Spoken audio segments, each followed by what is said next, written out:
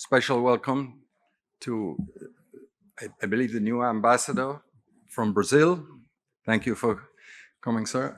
We have Alok Jan from the Office of the Prime Minister. We are anticipating that Minister Orbin Hill will join us at some point, but I think we need to try and be as on time as possible. So, ladies and gentlemen, distinguished guests, fellow advocates of urban regeneration and friends of the Pan-Jamaica Group, it is my privilege to welcome you to the fifth staging of the Honourable Maurice Facey Lecture Series.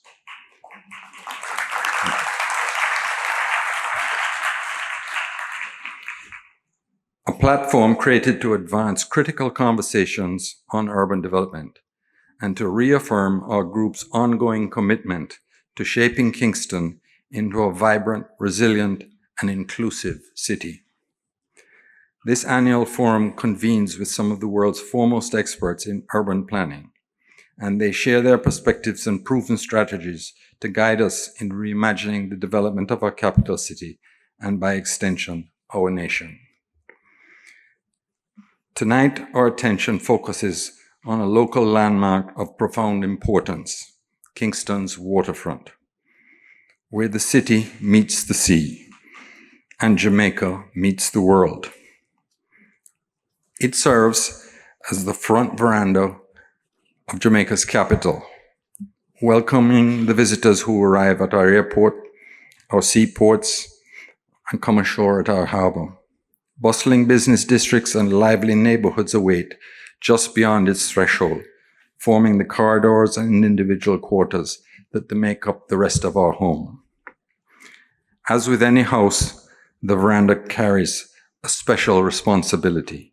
By its very nature, it must be open, inviting, and hospitable, setting the tone for all that lies within and offering up first impressions by which the entire household is judged.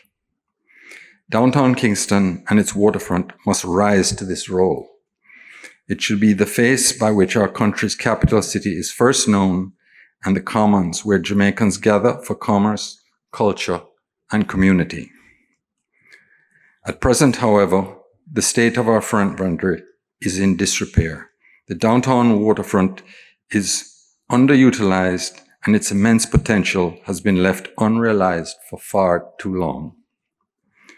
Once a place of extraordinary promise, Kingston's waterfront used to thrive with ships, trade, and families who were able to build their livelihoods on the opportunities of a booming port. But over time, that essential economic engine was ripped out. The necessary relocation of Kingston's port drew commerce away from our historic shoreline, and the civil unrest of Jamaica's turbulent 1970s gave rise to deep divisions within the city's social landscape. In response, some businesses moved away to the newly created financial district of New Kingston. The once vital center of our capital grew neglected, with its waterfront left waning, its public spaces falling derelict, and its surrounding communities left to shoulder the burden of disinvestment. For my own family, this history carries a deeply personal meaning.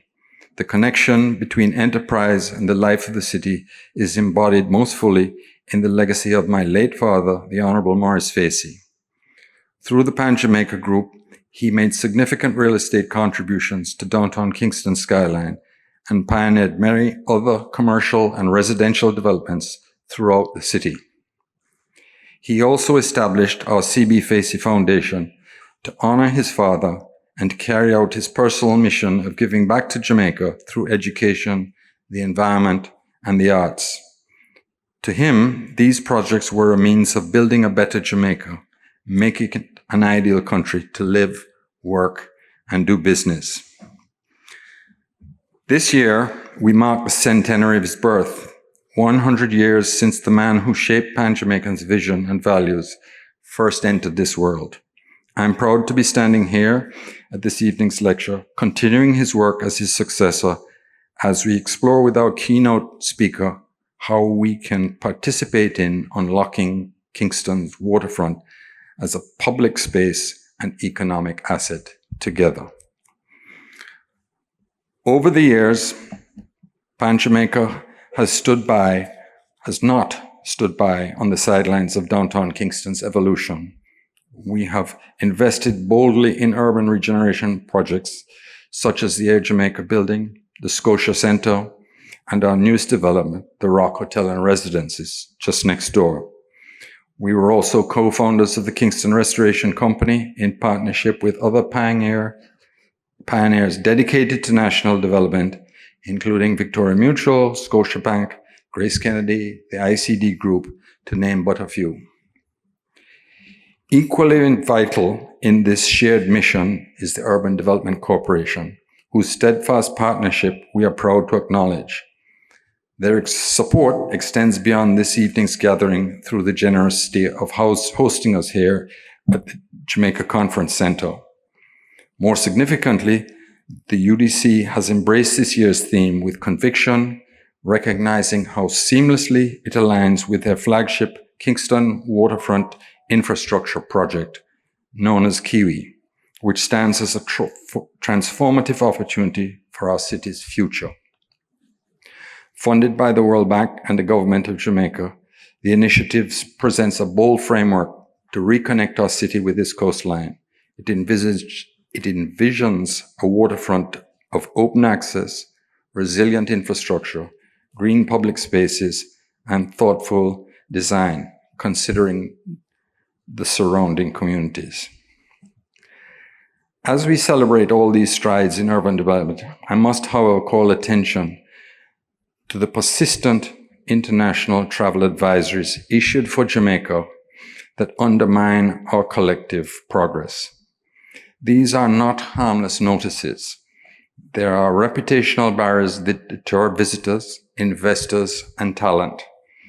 They spread narratives of risk that travel faster and farther than any marketing campaign.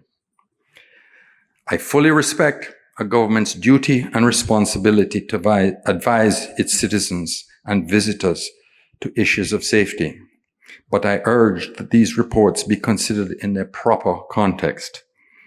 Yes, there are pockets of challenge in certain of our communities, as exists in cities the world over. But downtown Kingston is not defined by danger. It is not as it was in the late 1970s when unrest gripped the city at large. To characterize it so today is to overlook the remarkable progress being made concerning safety in our capital city.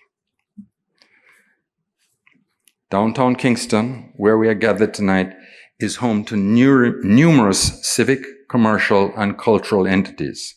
The Bank of Jamaica, the Jamaica Stock Exchange, the National Gallery of Jamaica, the International Seabed Authority, the United Nations offices, the headquarters of the Bank of Nova Scotia, Grace Kennedy, Digicel, home to our Jamaican Parliament, our courts, and the home of the island's largest market district, and so on and so on. Thousands of Jamaicans work, trade, and visit here daily. Proof that the heartbeat of our city remains strong.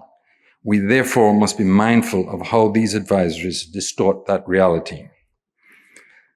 This matter deserves special attention, not only from government, but from all of us, because perception is powerful.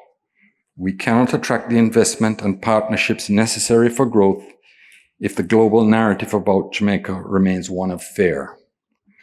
As the business community and government continue to invest in the development of this waterfront, citizens too must play their part by taking pride in our environment, by rejecting wrongdoing, and by standing up for the Jamaica we know. That said, I'm pleased to introduce Mr. Brent Toderian, the former Vancouver Chief Planner and founder of Toderian Urban Works. Twice ranked among the world's top 100 urbanists, he's a recognized authority on waterfronts, people-first planning, and sustainable cities. Over the course of his career, Brent has advised governments, institutions, and developers on 6 continents in cities as diverse as Sydney, Medellin, Paris, Oslo, Helsinki, Auckland. His counsel has guided mayors, governments, and civic leaders to shape downtowns and rethink transportation in ways that prioritize people, place, and long-term sustainability.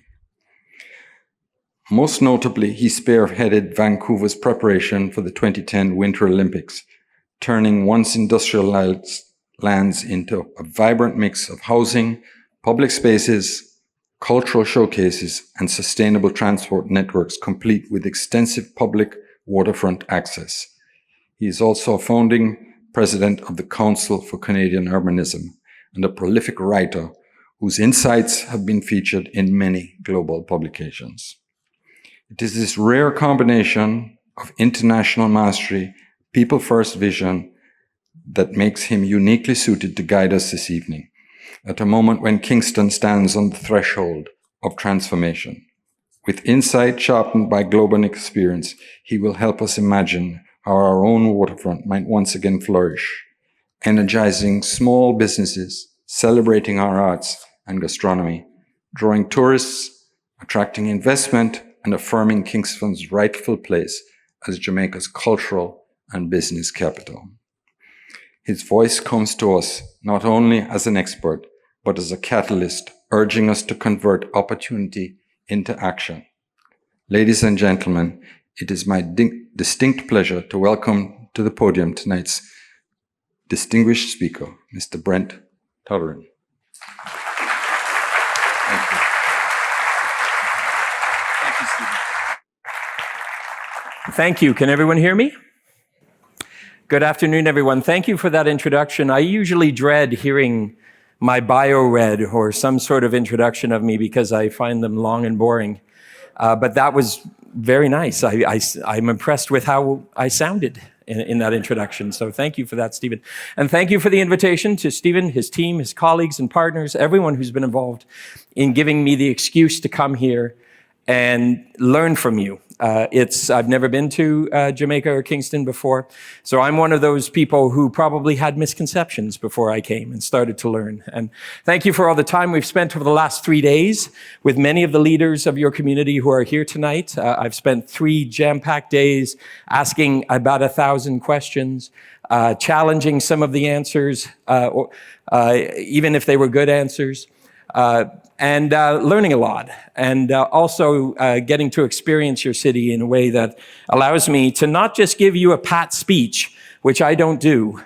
It allows me to give you some advice, because that's what I do for a living. I'm not someone who's written a book or something like that. I'm someone whose day job is advising cities, so I can't come and just give a talk. I give advice, whether it's asked for or not, usually. And in this case, I think the advice has been welcomed. I was asked to take 45 minutes. Where's my timekeeper? Because if I don't have a timekeeper, I will go entirely too long. So someone will have to make sure that I can see them so I can keep track. I'd like to start with some elephants in the room that, frankly, often aren't talked directly and bluntly enough. I'm a very blunt person to a fault. I call it constructive candor. But I find that it breaks through all the noise and pleasantries and gets to the truth of matters quicker. And one of my elephants that I often discuss when I come to a city for the first time is, and when I present to a crowd, showing examples, showing inspiration or ideas from other places. I find that at some point in my talk, many of you, most of you will be thinking what I call the 8 most unhelpful words in the English language, which are, we could never do that in our city. I can differentiate the cities that I work with from the cities that have a will and a leadership and a drive to make change and do better, and cities that have put remarkable energy into making excuses about why all the things I talk about are impossible here. And they just simply cannot be done. And if I am asked to differentiate the cities out there, the ones that are doing remarkable things and the ones that aren't, it is that culture of excuse versus energy that I actually think defines cities in those 2 categories. So I've been listening carefully to excuse, in the 3 days I've been here. And I'm happy to say on your behalf, I don't feel I've been overwhelmed by excuse. I feel there's been a lot of energy, a lot of willingness to speak bluntly and talk candidly. And by the way, even more specifically, we could never do that in our downtown, because it may be the case to say, well, that's an idea that might work elsewhere, maybe in New Kingston, maybe somewhere else. But downtown, here are the reasons why it couldn't work here or shouldn't work here. So similarly, excuse rather than energy. Another elephant I hear a lot, and in the case of I was advising the city of Sacramento, California a couple of years ago. And when I gave a talk, someone on social media posted this, and I said to them, I'm going to put your post as in the first slide of my presentation to your public. And I don't think he believed me, but I did. Call me cynical, but Sacramento are famous for bringing in innovative and inspirational speakers and then continuing to do exactly what they've always done. Even the cities that may take inspiration from hearing from someone from outside, it's remarkable how fast that inspiration just leaks away and becomes the business as usual of your normal day. And so I take that as a personal challenge, frankly, when I hear that. And when I ended up advising Sacramento on creating a plan for livability in their downtown, more housing in their downtown, the starting point of that strategy is the second box. The intent of this strategy is to be a transformational turning point for downtown. Anything less than that should be considered a failure. You set a high bar, a high expectation for yourself in terms of transformation and change. That is critical. If you do not hold yourself to that standard, you're not going to achieve. I'm sorry, was that a sad thing for me to say? I've made someone sad.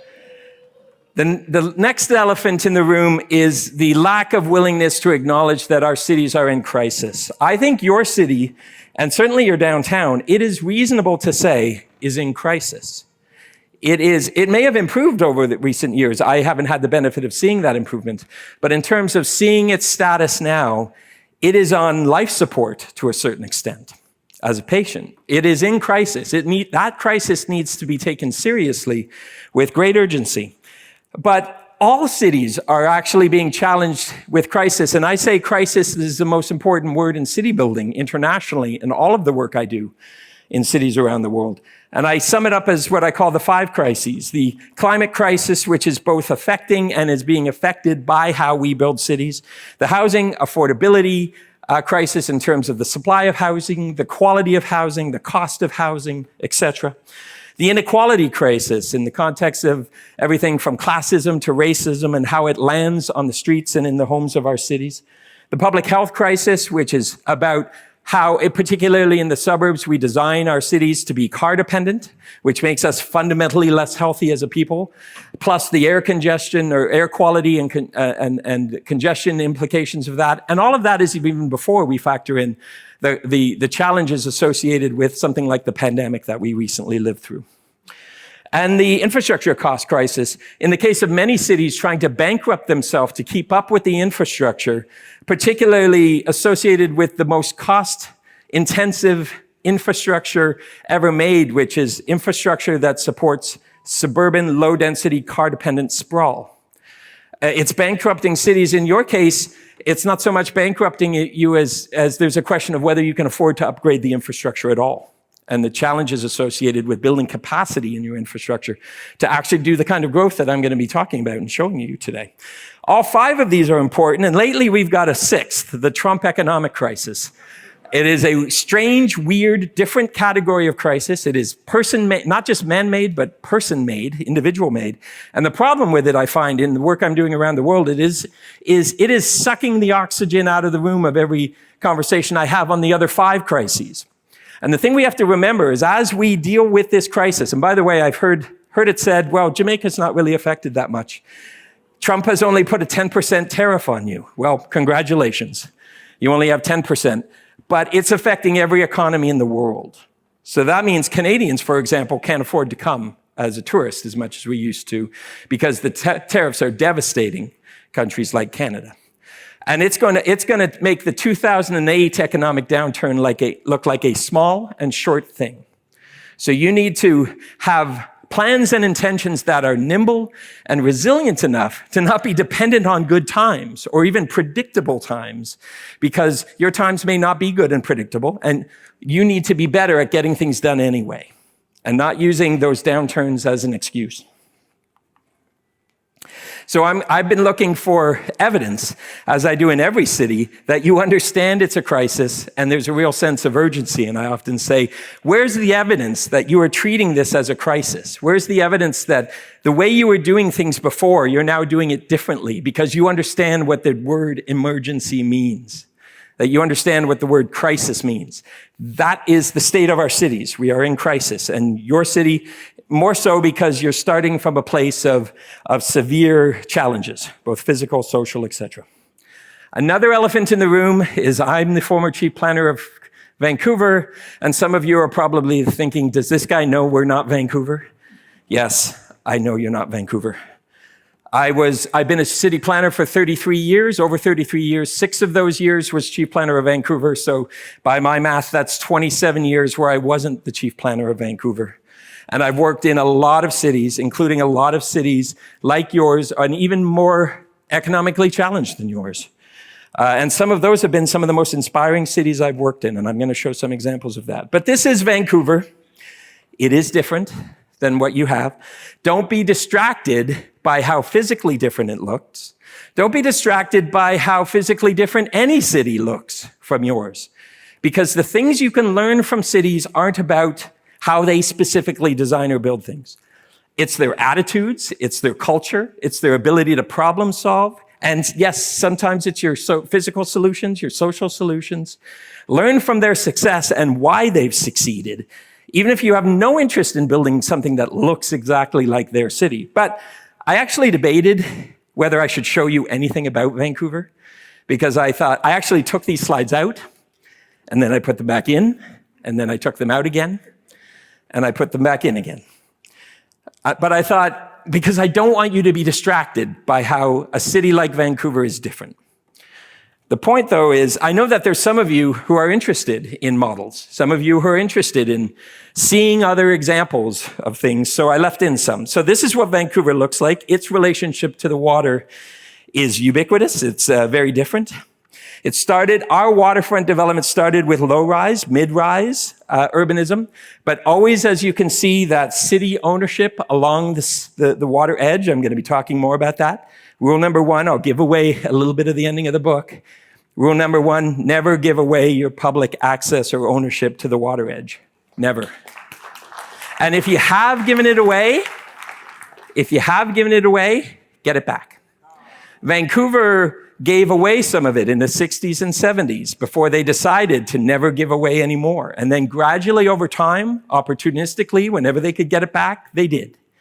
And now we've got all the peninsula that you saw, and we've got a lot of the parts that had been given away back. So the seawall, which is our most iconic public space, a linear space that wraps around all of the water edge for public access, is often described as the best public space in Canada, maybe in North America. And it's not a traditional space. It's not a square. It's a linear pathway that you move through by definition. So thinking of it as a space and thinking of the water as an asset, thinking of the water as the luckiest thing we have, the ability to touch water, to access and visually and possibly even physically interact with water, is the best thing we have as a city. It's also probably the best thing you have. To say you're not taking advantage of it is an understatement. You are not just taking full advantage of your water, you are actively abusing your water.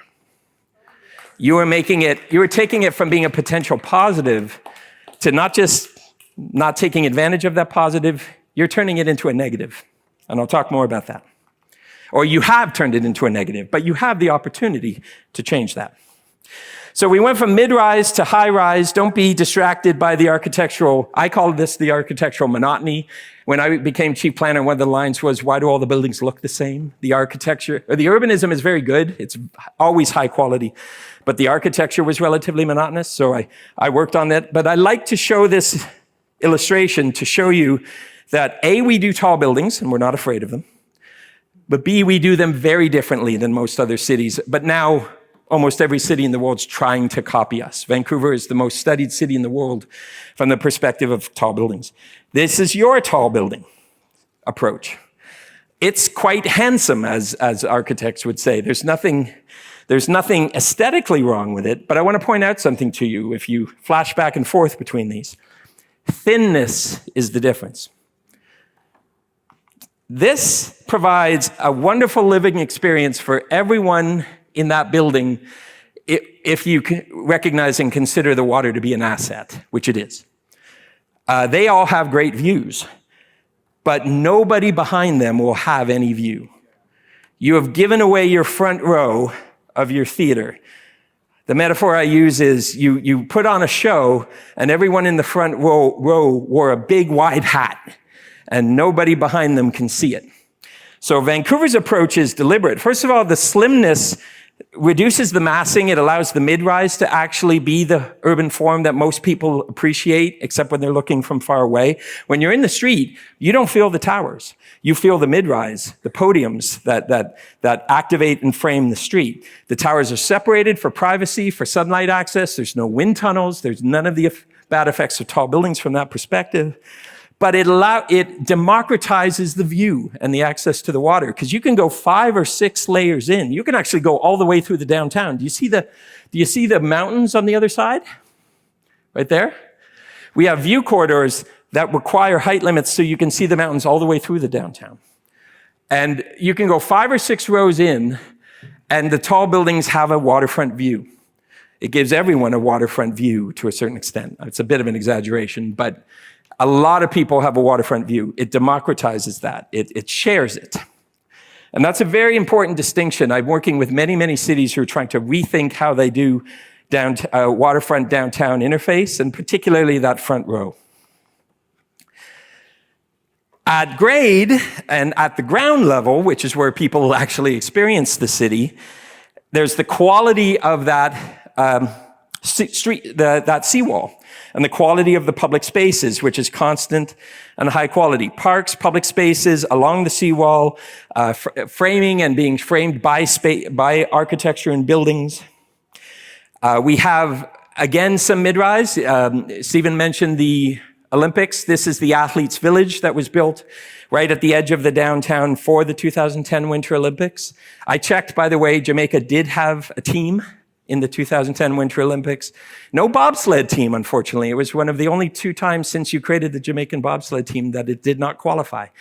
But I think you had the highest Olympic success ever, 9th in ski slope, I think it was, which by Jamaican standards was an exceptional outcome, I understand, in the Winter Olympics. We don't do that as great in the Summer Olympics, so it's all fair.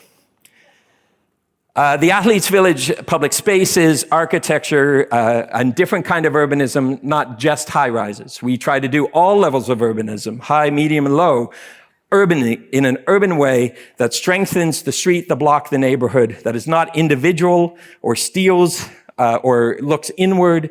It always is about strengthening everything around it. We've got our beaches, of course. We've got Granville Island, which is one of the grittiest, most unusually almost industrial spaces on our waterfront. It's the 2nd most popular tourist attraction in Canada. And it is, as you can see, very, very different from the tone and feel. I pointed out because we have a concrete batching plant on Granville Island surrounded by tourism, and the trucks actually go through the tourists, not physically through the crowds. And I noticed you've got a rather big one. Yours is much bigger. It's going to be a bit of a challenge. And I don't know what to say about your prison. Your prison on the waterfront is going to be an even bigger challenge. But it shows that you can mix things that you don't necessarily expect if you think creatively, although scale and size certainly does matter. I was asked to talk about waterfront by Stephen and others. I said I can't talk about the waterfront without talking about the downtown too. It's one conversation. It's not 2 separate conversations. A downtown needs and is strengthened by a waterfront that connects it to the water edge, and a waterfront without a downtown, it doesn't work. So it's one conversation. Every city in the world was affected by the global pandemic. I don't like the word opportunity, but there was an opening to rethink things during the pandemic. I wasn't here and don't know how your leaders, your community builders looked at the pandemic as a way to open public spaces, rethink how we get around, etc. But there was that opening. I don't call it an opportunity because a lot of people paid serious costs and prices. My own father died of COVID during the pandemic. But we had an obligation, I think, a responsibility to think differently during that pandemic. And a lot of cities failed at that. I work in European cities where during the pandemic, they put their foot on the gas, metaphorically speaking, towards other ways of getting around other than the car. They transformed public spaces. They rethought a lot of the fundamentals of quality of life and how they would address climate change and other challenges during the pandemic. And instead of doing things in 5 years, they did things in 5 weeks or 5 months. So many European cities and Latin American cities got stronger after the pandemic. A lot of other cities didn't. A lot of other cities failed. Now we have another crisis. So the question is, are we going to just be hurt by this new crisis? Or are we going to look for creative ways to come out of it with better ways of thinking? Maybe even stronger, or at least more resilient. More than ever, I kept this slide in, and I thought about changing it. A lot of cities I go to, I need to make the case for why you should even care, let alone invest and financially support, as governments, as taxpayers, the downtown. It's remarkable to me that I have to make that case. I can bury you in a truckload of irrefutable evidence if I have to make that case. Whether you ever come downtown, whether you live downtown or don't, whether you work downtown, you are benefiting from a strong downtown and being hurt by a weak downtown. Wherever you are in the region and even in the country, in the context of a situation where such a large percentage of your national population is here in this city. So more than ever, we need to make the complete, compelling business case for strategic downtown investment. It's too big to fail, to use a phrase from the United States. We can't afford for our downtowns to be weak, to be underinvested in. Luckily, I would say I haven't had to make this case over the last 3 days. Your government leaders, etc., seem to start from the starting point that we know that the downtown is a smart investment, is a necessary investment, not a cost. And frankly, the costs of not taking action are much larger than you could ever pay for. So that was good news to me. I was also asked to think about sharing inspirational examples with you. And I thought hard about what kind of inspirations would benefit a city like Kingston and a country like Jamaica. Because the problem is, a lot of the most inspiring spaces like Vancouver are different than yours. They're certainly, to be blunt, wealthier. And so does it do good to point out that the city of Barcelona has the best approach and attitude towards public space at the water edge of any city probably in the world? They also benefit from more space. You don't have much edge space. You've used up a lot of your building edge, and even with that thick road along your waterfront. So, but they also have added space. They've created more space to create more public life. And it's a good investment. There's a cost associated, certainly, but it's a good investment. Akebrygge, which is a neighborhood in Oslo, Norway, I've done a lot of work in Oslo, they have probably the best waterfront neighborhoods, waterfront communities, partially because they are the most mixed use. These are the only waterfront communities I've seen in the world that have half commercial and half residential, half and half. And so the synergistic relationships of that are remarkable. And it's a very, very successful project. And they've done some of the best public spaces, new waterfront transformations. Oslo might be the best city in the world at waterfront transformations, certainly fast as well. Copenhagen is probably the best in the world at putting civic offerings and cultural offerings on the water edge, whether it's a new downtown library, a new head library, a new opera house, new culture house, all sorts of things that drive public life to the water. And if you think that was natural for them, it wasn't. The Copenhageners, when I first started working with them, their inclination was, our life is in the center, in the squares. That's the European attitude. The water is a dirty place. We avoid the water. We turn our back to the water. And it took a culture change. I've heard similar language, by the way, here. It took culture change to say, no, the water is maybe it's the second asset. It's the center and the edge. And they embraced it through building, but those buildings at first turned their back on the water edge, blank walls, which I'll talk about, because they didn't want to embrace the water. So they would go near it, but they weren't going to put doors on it. And that gradually changed. Now they're putting the centers of actually it changed fast. Now they're putting their centers of public life on the water. Fully embracing it. Amsterdam, with particularly their residential neighborhoods, maybe the best in the world, certainly at a mid-rise scale. Auckland, New Zealand, probably some of the best combination of transformation of water edge, former port or industrial space into new thriving communities. And they probably did the best job of inner city I've seen at doing things first that were temporary, tactical urbanism, it's called. Before the buildings would come, the permanent buildings, they created immediate life, immediate action, immediate activity, and they used that to leverage the ultimate building. And they did it looking at Latin American cities that were better at doing things fast and cheap. And they learned from that, and they used it as a leverage for the ultimate transformation. But a lot of people said the temporary transformation was almost better than what they ended up permanently building. But they're a wealthy city, but no city can afford to not take advantage of these ideas that work, whether you're rich or poor. And on that note, the Latin American cities are probably, I've said it several times on this trip, the cities that are probably the best inspiration or models for you, in my opinion, because they don't have a tremendous amount of money, but they have a tremendous attitude for getting on with it. They know a good idea when they hear it, and they take almost immediate action. Fastest urbanism I've seen anywhere in the world. Santiago, Chile transforms almost overnight parking spaces, surface parking spaces that were dead spaces in the life of the city or lack thereof, and turning them into the new centers of life, virtually overnight with very low cost.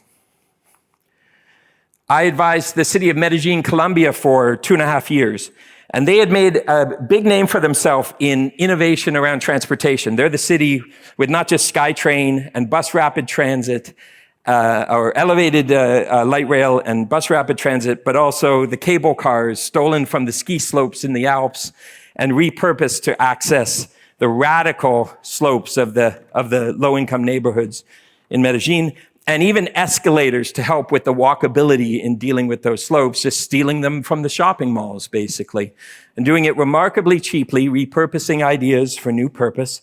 They went from being the murder capital of the world, when Pablo Escobar was in business, to the Wall Street Journal in the year that I started working for them, called them the most innovative city in the world. That attitude around innovation was then applied to the public spaces, to the public life, and ultimately to an attempt to pedestrianize the city, because one thing that was still being said at the time was that, okay, we have light rail, we have buses, but no one wants to or should walk in our city. And ironically, the fear wasn't based on urban violence from people, it was based on urban violence from cars. Because there were too many cars, they were going too fast, and people were being hit, particularly kids, and killed. So the whole strategy was called the City for Life, and the approach that was taken was, yes, we've made great gains using technology, but we have to design a city for people and a city for walking, ultimately. And that's as much a design exercise as an attitude change. So all sorts of cities that are inspiring not through big moves, but through small, fast, effective, people-focused moves to activate streets, activate places, fill gaps, address dead spaces, etc. Auckland, when they were doing that work I told you about, they were making their own problem worse by having a bunch of municipal parking lots along the water. And of course, the recommendation was to get rid of them because you should not have parking lots along your waterfront. But they didn't get rid of them right away. But what they did do virtually overnight was create a connection from the main concentrated areas of the downtown to where the new Windward Quarter was going to be built, with all that new public space, life for kids, for families, etc. Paint and planters. That's all they did at night along the edge of the parking lot as a promenade. I wasn't sure if they had done it on the right side. They should have probably done it down at the water rather than at the top. But it worked. It worked. It wasn't a big deal. It was a small cost, and it worked. It made things better. I'm also inspired by some things I've seen here. Your arts district is well done. It has good quality government installation of the materials. The artists have done their work.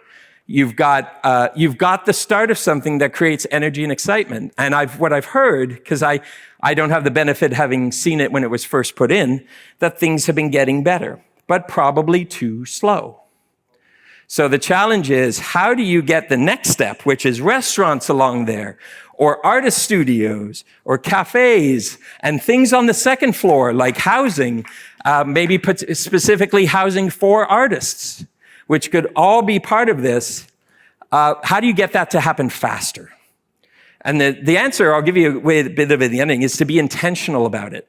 I have the sense, even from talking with some of your excellent leaders in this area, I'm not sure if it was clear what the next step should and would be, what everyone wanted the parties to do, to come in with clear intention and say, this is what we want to happen next.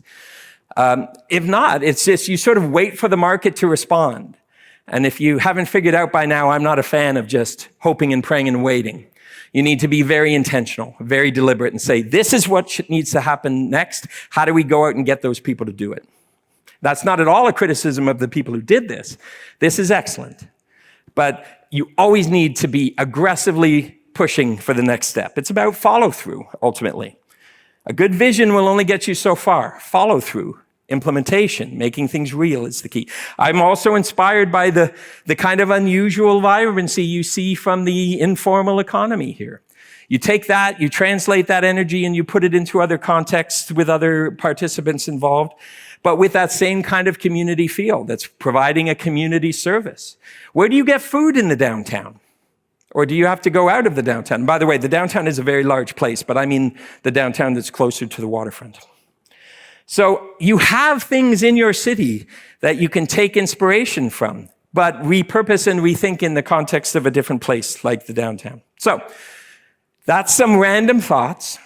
Now I'm going to give you a series. Is there anyone here keeping track of my time? I'm just going to keep going if you don't. I'm warning you. I'm going to give you a series of observations and specific recommendations about Kingston. So far, I've just been talking randomly. I haven't even started with the real advice yet. Here's my sort of main piece of advice. Even the things you're doing well, you're doing too slowly. And I've heard, well, that's Jamaica. But a lot of cities, every city is doing things too slowly. If I have one piece of advice for every city, I was just in Paris with the mayor of Paris, who's done remarkable things. And my advice to her was still, go further, faster. Because we have time limits. That's the whole point of emphasizing the crisis. We have deadlines and time limits, and there are consequences to going too slow. So I've been a planner for 33 years. I was trained to be patient. Planners are told, you make a plan and then you wait. And you hope. No. You make the plan happen, or else what good was the plan? We need a sense of impatience. We need a sense of urgency. Further and faster, the two most important words. I don't like formulas. It was suggested to me maybe you could come up with some sort of formula. I don't like formulas because they make people lazy. But there are a number of, as I say, hard-learned lessons, certainly from my perspective, that better cities that have done more successful things. Thank you. Is that how much time I've used or how much time I have left? Okay. Oh, wow, I have lots of time. So I'm going to run through these. The thing I get asked frequently is, if we wanted to start, Brent, what's the way to start? And there are so many ways I could answer that question, but there really is only one best answer. in my experience, and it's this: change the conversation. If I'm asked what's holding back most cities from better progress, from more action, I already told you it's that culture of energy rather than excuse. But often what it is the conversation with the city, the conversation even amongst players. I've been talking with so many people who I have a feeling don't get together and talk every day, but I've been the excuse for people to get together and talk. How do you change the conversation about the downtown, about the waterfront? How do you shake the conversation into accepting that what you have is nowhere near good enough? It's actually bad in many ways. I've said it a few times, it's some of the things, including that water edge condition, is worse than I expected. And I was already prepared to be concerned with what I saw, but it was worse than I expected. So how do you change the conversation, the need for action, the need for change, and what good action is? Because I tell you, this has always been a challenge for me in my career. I'm obsessed with figuring out ways to change the conversation to more truth and less lies. But we are in an era of unprecedented misinformation and fake news and campaigns, active campaigns fighting to preserve the status quo and the self-interest that's often embedded in it. So you need to be twice as persuasive. You need to be twice as deliberate in your conversation to get the truth out in a conversation. And when I look around in new cities, what I often find is there's no conversation at all about city change. There isn't a lecture series like this. Even once a year is not enough. Sorry, Stephen. But you need a ubiquitous conversation. I said when I went from planning for Calgary, which is a very right-wing city in Canada, where I made the business case for everything, and there wasn't much conversation, but I set out to change that and make a conversation about change in the city ubiquitous. I then went to Vancouver, where I joked, and it wasn't really a joke, that I couldn't swing a stick on any given weeknight without hitting some event about housing or transportation or urban design or social equity or anything related to city building. It was just a constant conversation that challenged the city to do better.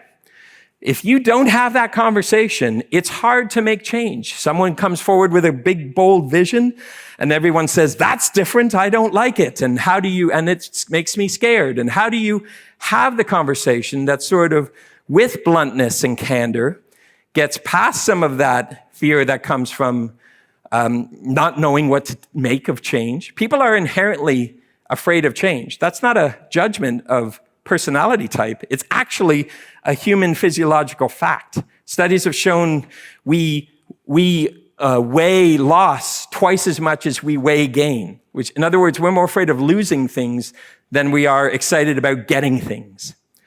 And our automatic bias is for the status quo, even if the status quo is bad, because our natural human inclination is to think it's going to get worse. All studies have shown that. So you have to overcome that when you're having a conversation about change in your city. So changing the conversation, huge. And by the way, I thought I'd give you a quick example. You're my second Kingston. I've been advising the city of Kingston, Canada, for over 7 years. The original capital city of Canada, before it was moved to Ottawa, one of the most historic cities, old like yours, where an interest in preserving heritage as you grow and change is an important and valuable interest, as you can see from some of the imagery. And the conversation about how do you get denser, how do you get taller in the context of this heritage to build more body heat, more people within your downtown to make your downtown stronger is not an easy conversation when heritage is so important. But I'll give you an example of changing the conversation. I advised them in many, many things, but one of the things we set out to do was recognize that almost everything we cared about in city building was being affected by how we were regulating parking. More specifically, our parking regulations were way too high. So are yours, by the way. 1.5 spaces per home in your downtown is way too high. That's higher than we have in Canada, and we have way more cars than you. So that doesn't make any sense. I have a feeling, as is the case in many cities, somebody took a bylaw or a zoning code from somewhere else and copied the number. Because that's how most parking requirements were actually created decades ago. But if you ask people in Kingston what the problem was with parking, the problem is always there's not enough parking. And the truth is there was way too much. It was killing almost every idea, including heritage preservation. You couldn't reuse heritage buildings because the parking requirements made that change illegal. So we needed a conversation that just blew that apart. So over the course of about 2 months, we created an exercise that I called the power of parking, and we showed people, we connected the dots, where almost everything they could say they were passionate about around better city building was actually being held back by how you were regulating parking. And we were aggressive and unapologetic about telling the truth. The goal was to have it in as a coffee table or a kitchen table conversation in every home in the city. And the media, who normally only talked controversy and how things were bad, the media jumped on it, and in a positive way. The true cost of parking is shockingly expensive, less, not more. And that's what we wanted. And we created a document that was written to be interesting rather than boring. How revolutionary is that? And people would read it and suddenly understand, and they would come to our events, which were more interesting and not boring.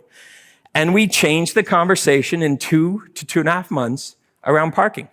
And when we eventually brought forward very progressive and different approach to parking, and the expectation was that there would be a bloodbath, because there usually is when you talk about the P word, which is the toughest political issue in city building in many cases, unanimous approval by council, and a relatively calm response from the public because we'd done the hard work to change the conversation. Now, that same city, we're doing a new transportation plan, and we're pushing, emphasizing, prioritizing walking, biking, transit in a city that is used to the car being the primary thing. Cue bloodbath number 2. That's usually the next big bloodbath. But we were out, I did a public lecture like this where I blew apart every myth that is basically misinforming the conversation about how traffic and land use work in cities, and did it in a way that makes sense for normal people, not people like us. And I don't mean that as a pejorative. Normal people want just common sense. So you've got to put it in the context of common sense. And we called that the truth about traffic. So we had the power of parking, and now we have the truth about traffic. And we're probably going to do a next one, and I've got to figure out how 2 letters can add up into another cool title. But the whole point of that exercise is to change the conversation. Because if you don't, your political discourse, your political decision-making is hard, because when everybody's mad and upset, they tell their politicians, and then their politicians say, I'm not going to make that change. It'll cost me too many votes. You've got to do the hard work to change the conversation and the perspectives, or you can't expect your political leaders to just be brave and do the right thing, even when it clearly is the right thing. Have a clear, urgent, specific, powerful, nimble, resilient, measurable vision. You have a vision. I don't know if it's clear, urgent, specific, powerful, nimble, resilient, or measurable. It's got to be very specific. And by the way, that sounds like a lot of work. You can do that really quick. I, like many of you probably, have exhaustion from over-visioning. Another plan, another policy, instead of action. And so I'm not suggesting you do yet another one. But you should ask, is your vision the right one? And is it clear? And is it urgent? And particularly, is it powerful? I've been talking about that a lot in the meetings. Do you even know that you have a plan? Do you care? Do you believe in it? Are you passionate about it? Does it matter to you at all? If not, then it's a document sitting on a shelf collecting dust. It has no real gravitas. It has no real energy. And I've seen plans, and the plans that I do for cities are turning points. They're turning points for that city, or I've failed, is the way that I see it. So the question is your vision powerful enough? But your problem isn't vision, your problem is follow-through. You've done many plans, and you haven't gotten things done. How? Why? And I've been obsessed for the last 3 days asking questions about why. Why not? So if you all agree that there's something that's the right thing to do, why hasn't it happened yet? What's holding it back? And I don't accept general words like politics or the economy. I want to know specifics. Because often when you identify the things that are standing in the way, you can actually overcome them. But only if you're deliberate about it, only if you're intentional. This has probably been the most important thing that we've talked about in the last 3 days. You are a city that struggles with the implementation part, the follow-through, the action. As an example, you're about to do a very important piece of work, which is to essentially have a design done for the Waterfront Park right over there. I think I'm pointing in the right direction. My worry for you is you'll do a very nice drawing, and then something will happen. The economy is going to get worse. Trump's not done. So that will be a good excuse for somebody to say, we don't have the money. And you will have another case where a good plan didn't lead to anything. Your follow-through is your problem. And you got to recognize it's not a matter of whether you can afford to do those moves, it's whether you can afford to not do those moves. The absence of that action is costing you money. Anyone who understands money or value creation understands that. I've talked a lot to your groups about prioritizing less about policy, more about catalyst projects. In Medellin, I helped them with their land use plan and their transportation plan, and they're big on almost catalyst projects on a map landing like meteors, saying transformation, transformation, transformation, momentum, activity, energy, wherever these are located. They don't have to be big. Some are very big. Some can be a quadrant or a precinct. Some can be a park or a building, an individual building. All of those things I just listed take time and money. They're complicated. They're hard. Even if you get to do them fast, there's only so fast those things can be. But there are much faster catalysts, like the placemaking that I've showed you, like the arts precinct that you've already done. You can transform a street overnight. You can transform a waterfront overnight into something temporary. I'm going to show you some examples. And you've got more empty space in your downtown than I've seen, I think, almost ever, but maybe in a long time. It shocked me how much of your buildings are still there, but empty. And some of them are even in reasonably good repair, but they're empty. Filling them with something smart, but not necessarily revenue generating, that's a catalyst. That's a catalyst. It'll get something else going. But if your business owners and even the government says, well, if they can't meet our rent rates, we're not doing it, nobody's going to meet your rent rates until you create catalysts. You get something in there. You fill it with something creative and interesting and safe that will actually help with the safety and comfort of the area. And you'll get something started. But if you're stuck in that, I need to get my rent rate or my cost of selling something, you're paralyzed. You're not going to make progress. Catalysts of all sizes, of all shapes. How am I doing? Oh, where'd she go? I like containers. I saw some stacked around some of your market areas. I like food trucks.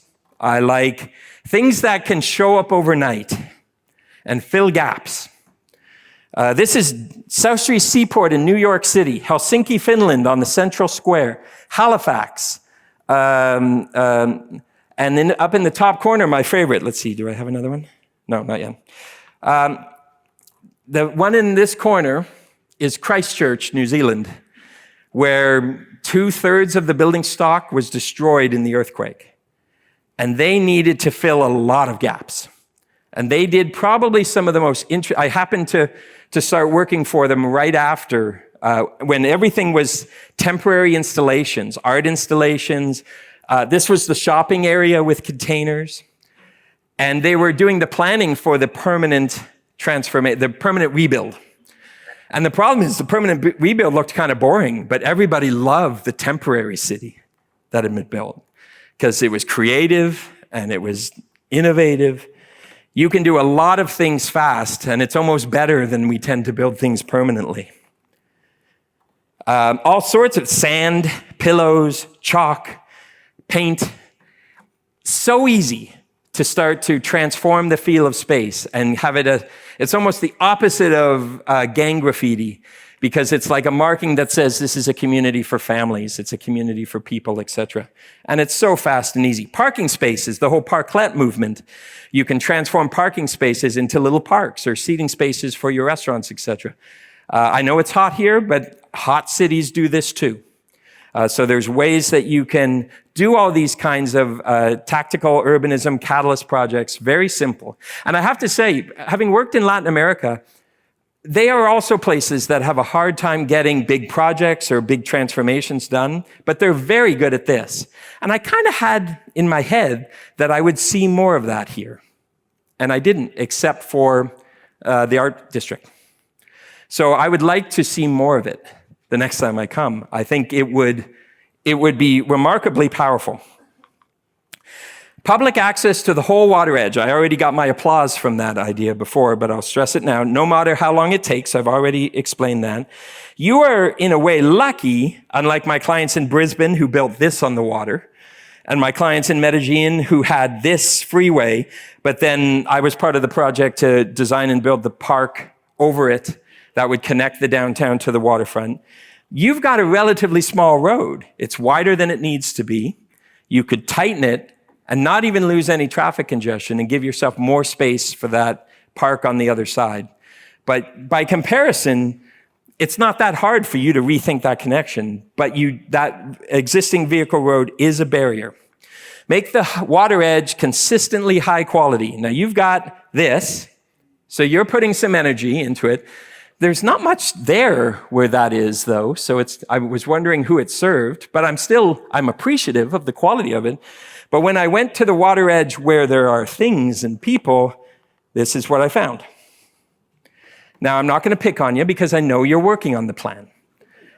You've got a project in mind, I know that. But the fact that it got to this level, and by the way, if I could figure out a way for a camera to capture smell. Now, I've heard that it's because there was rain events, but rain is not an unusual or unpredictable thing. And I fully understand the challenges associated with liquid waste management, which is usually a big challenge in many cities, including Vancouver. Solid waste management, which is very unusual to you in the gullies. So there are challenges associated with how to fix the water part of it, and I'll come back to that. But I'm just showing you this because when I say it was worse than I expected, this is why. I've never seen anything like this in a city that isn't deeply and profoundly distressed. Clean the water enough, and then clean it really. So I know what you're doing because I've been asking a lot of questions.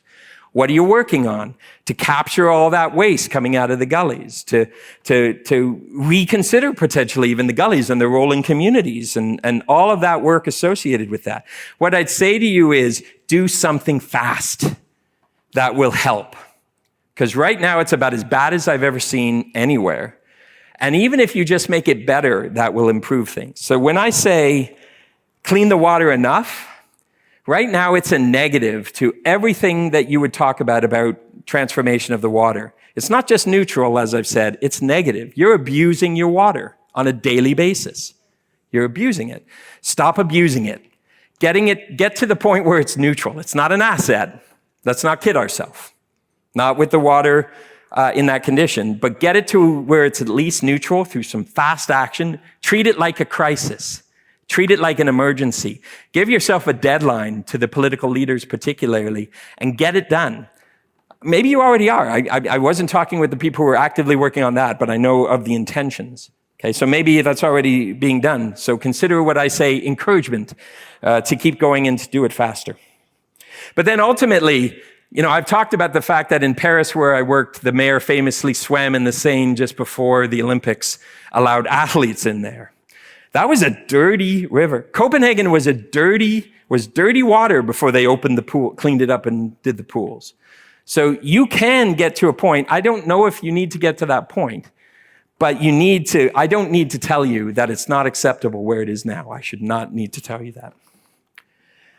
Attract all kinds of body heat to your downtown, all kinds. Housing, office space, government workers. If your government workers are leaving, it's a challenge to go to another part of the downtown in a precinct. What's going to replace it?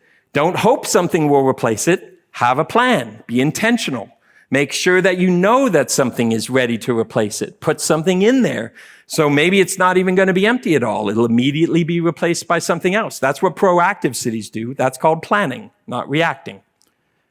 And you need all kinds. Downtown is an ecosystem. I've been asked, what's the best thing we could put downtown? Everything. You need an ecosystem where everything is strengthening everything itself. And when you take an element out of an ecosystem, it weakens it and makes it more vulnerable to the next shock. That's how ecosystems work. So you have to think of your downtown and waterfront like that.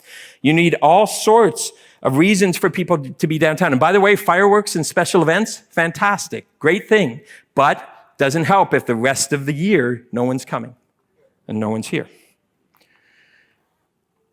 I admit I went on Google and looked for pictures of crowds of people in the downtown. And ironically, this first picture that came up, it said, the headline was something like, too many people. Problem. But what I was looking for was cases where there was body heat and how you get that kind of body heat. Here's the most important way to get that body heat. Homes. Homes, homes, homes.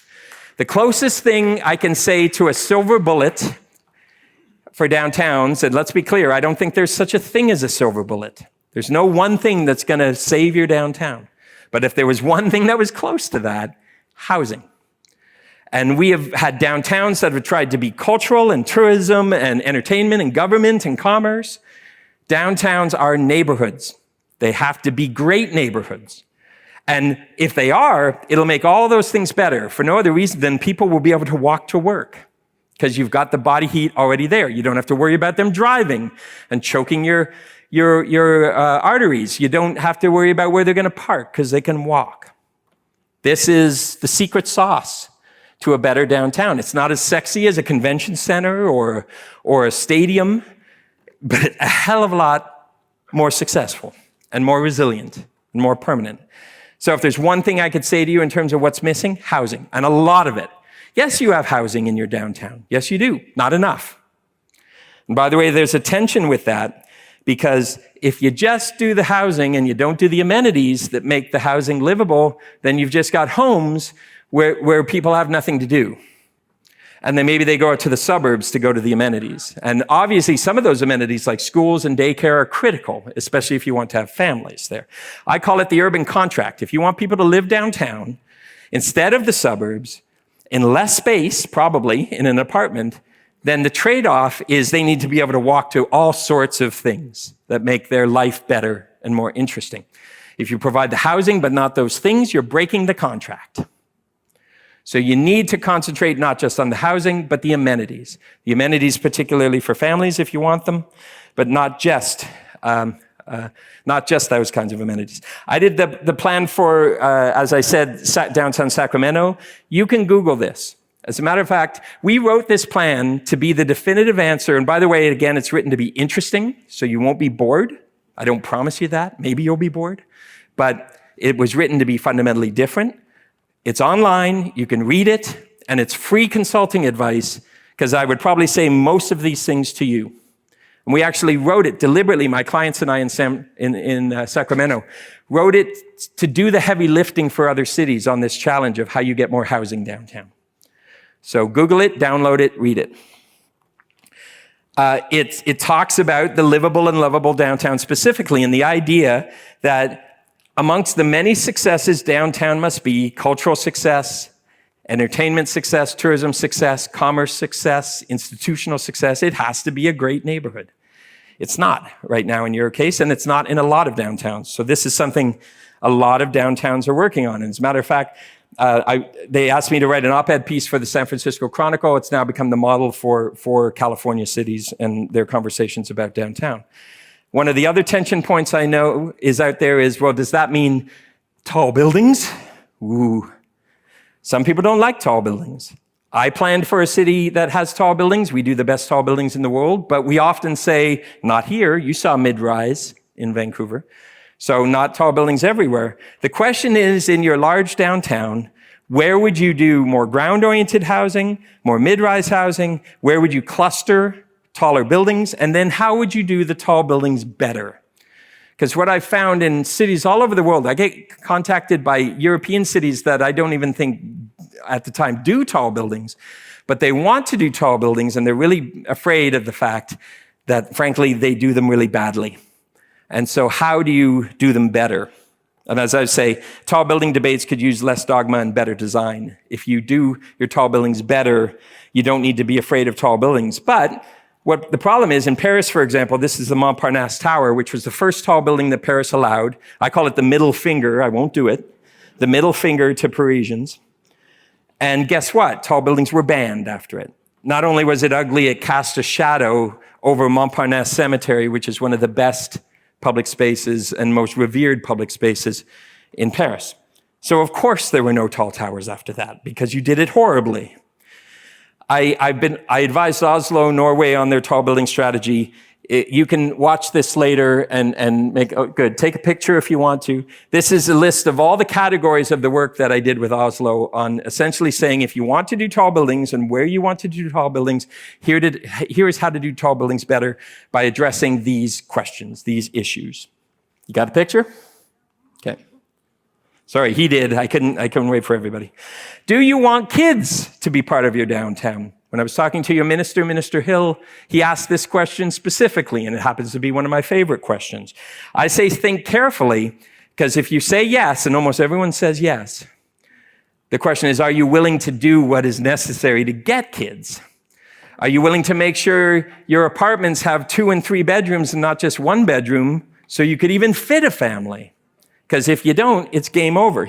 I'll flash to this. Oh, that's the wrong way. This post I did a long time ago, I've written a number of articles, so they're not hard to find on this. But the 3 things you want, you have to ensure that the housing fits families, obviously. It's game over if you don't do that. You need to assure you have the amenities, the daycare, the schools, and all the other supports for families and parents. If you don't have that and they have to go to the suburbs, it's game over. And you need to design the realm in a way that's friendly for kids, because if it works for kids, the spaces, the streets, etc., the bike lanes designed for kids, not necessarily for just people who are incredibly brave. If you design for kids, it works well for everyone. So you need all 3 of those elements, and there's more to it than that. You can read some of my other articles. But my answer to the minister was, if you seriously want kids, and by the way, if you're not going to do those things, don't say you want families. You're actually better off telling yourself the truth and just planning for the young adults and who want to party and procreate, basically, in the downtown. And you can design for them. But if you want kids and families, you have to design for them. What I say is, any downtown that tells me downtowns will never attract kids, I say, well, yours won't, because it is designed to repel children. And it becomes a self-fulfilling prophecy. You say, see, I told you, no kids. Well, you designed it horribly for kids. If you can get kids, Vancouver has 9,000 children and teenagers in the downtown peninsula, 9,000. We're opening the 4th elementary school in the downtown. And frankly, the schools are still going to be over capacity. If you plan and act for families and children, you'll get them. But if you don't, you won't. Downtowns and waterfronts I'm going to pick up a bit of speed and go through these last ones a little faster. Downtowns and waterfronts need to be 24-hour. I don't need to tell you, nightlife and night safety is critically important to the willingness of anyone to live there. And ironically, the more people live there, the more it addresses this issue. One of the reasons, you all know that one of the reasons that downtown is perceived to be safe is that at the end of the day, everyone leaves. And it's relatively empty, and emptiness can often feel unsafe, even if it isn't unsafe. So the 2 feed each other. The more 24-hour you make it, the more safe it is at night. The more likely people will live there. The more people that live there make it more safe at night, as an example. I tried to find a picture of nightlife, and I couldn't find any. And when I went out a little bit while I was here, I didn't see much, but I didn't go far afield. Tackle comfort, safety, and crime head-on, perception and reality. Are you surprised I got this far into a conversation about downtown, and now for the first time I've mentioned safety and crime? Crime, as to Stephen's point, I'm not sure crime is a big issue here, but safety and comfort and the perception certainly is. So, and I often point out, comfort is how people feel when it's empty or when there's people different than them. are there. Diversity or just difference can sometimes lead people to feel that they're comfortable. I often say when people say it's unsafe, I say you just aren't comfortable there. You should be honest about that, because you're more likely to die in a car accident on the busy road than from violence in the downtown. Statistics will probably show you.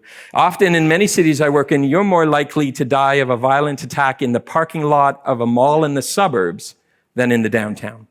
But the perception is crime, and the comfort is the issue. And by the way, safety is often more about, again, whether a pedestrian will be hit by a car that's going too fast.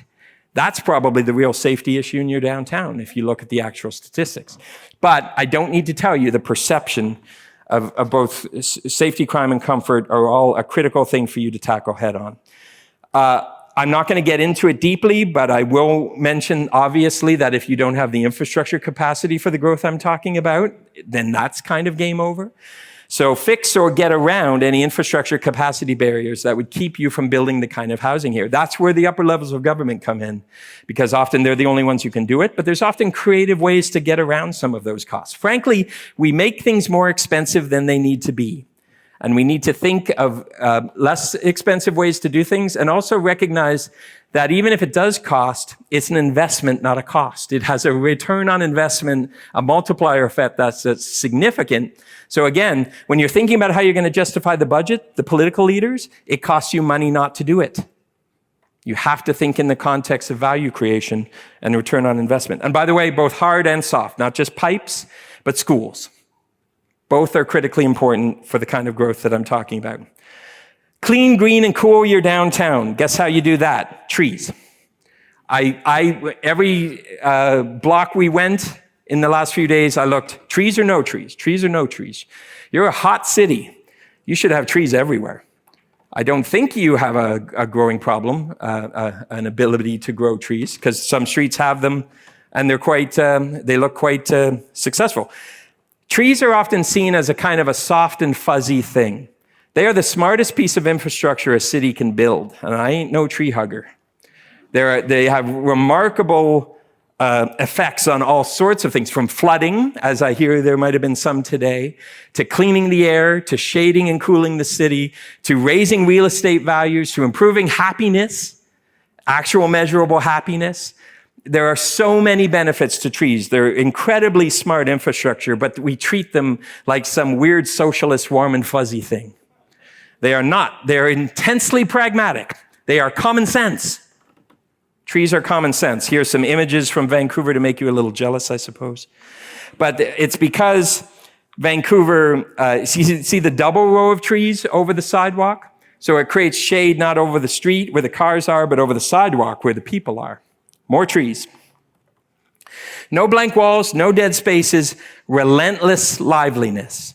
Fill every gap with all your building edges. I often say Vancouver's #1 urban design rule, no blank walls. You've got a lot of blank walls in your downtown. The bigger the buildings, the more likely all the walls are blank. That makes them boring, that makes them unsafe. You need to avoid doing that. But where you have that, you can activate it with things like containers and food trucks, etc., or food carts. Make them more, or frankly, a lot of your informal economy is playing a role in making those a little more active and lively. On some streets, it's retail. In the case of Vancouver, we've shown the world how to do housing that fronts directly onto the street in the context of high density, even when it's a tower above. So you always have doors. You focus on gap filling, as I've said. This is Christchurch, the example I showed you. This is a corner in Brisbane that took the worst blank corner in the downtown, put in a container, put out an RFP. A popular burger joint said, we'd like that space, and it became the most popular corner. Crowds constantly at a corner in the downtown for no other reason than the hamburgers are really good. So easy to do. Food trucks, food carts can fill a space overnight, and yet we treat them like something we're incredibly afraid of. Oh my gosh, will they hurt the restaurants? Will they hurt the business of the existing restaurants? Often they're an extension of the existing restaurants. Give the restaurants right of first refusal. Your gaps, you've got some. Here's your parking lot on the water. And I know there's thought of already addressing it, so I'm not picking on anybody, but it concerns me when I see parking on the waterfront. I see buildings with remarkable bones that haven't been empty for just a few years. I think, Stephen, when you told me how long it was empty, I said, how long? You said 50 years or 40 years, something like that? That sort of shocks me that it's been empty that long and that it's still there. And so it's still an opportunity. Imagine that as a catalyst project. And it doesn't even almost matter. It could be a private sector, profit-based thing, or it could be a civic offering with a return on investment from government, where it's a food. Maybe that's the downtown food market. Maybe that's the downtown grocery store. This was right across from the hotel I'm staying at. Empty, reasonably well-shaped arcade. Empty. Fill it. Fill it fast. And don't worry about what rent you get, at least initially. You can build in a rental increase system. You could say no rent for the first 2 years. You could do all sorts of mechanisms to recognize that this can be a catalyst. And right now, it's dead space. It's making your downtown worse. It would be so easy to put something cool and creative in there. Transportation, I won't go deep into this, but a walkable, bikeable, transit-friendly downtown and waterfront is critical. Prioritize in your downtown, do not prioritize cars.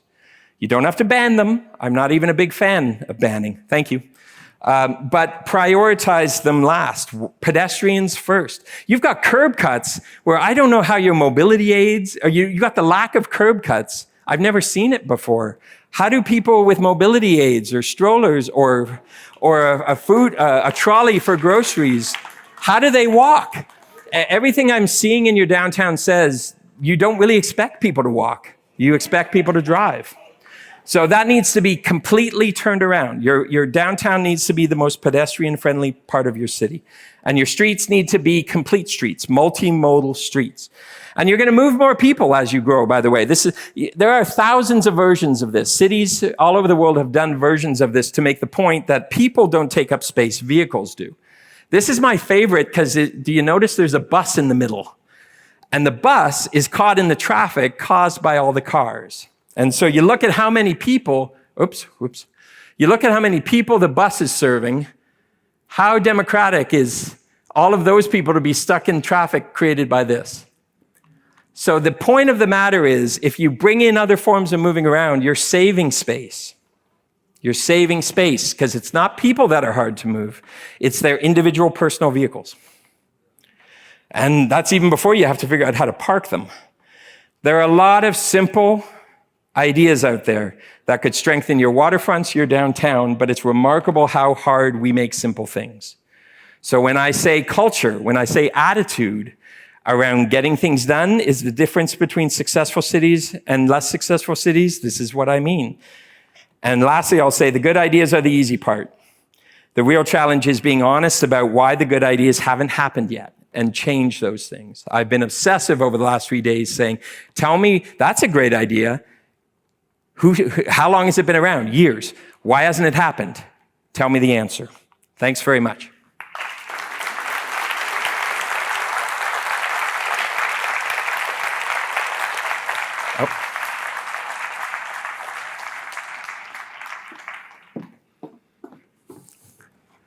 Good evening, everyone. Can we give Brent another round of applause for that? You know, we Canadians are not good with heat, as hot as it is in Jamaica, but boy, these lights are not helping, so. They are not. I apologize. Hopefully we can get some water for Brent as he's here sweating profusely. But good evening, everyone. My name is Doreen Duncan. I'm the Executive Director of Island City Lab, which is an urban planning and urban design research think tank that is really dedicated to understanding Caribbean cities more, understand how we're growing, developing, and changing over time. Excuse me. And of course, we're very happy to be a sponsor and a partner on this lecture.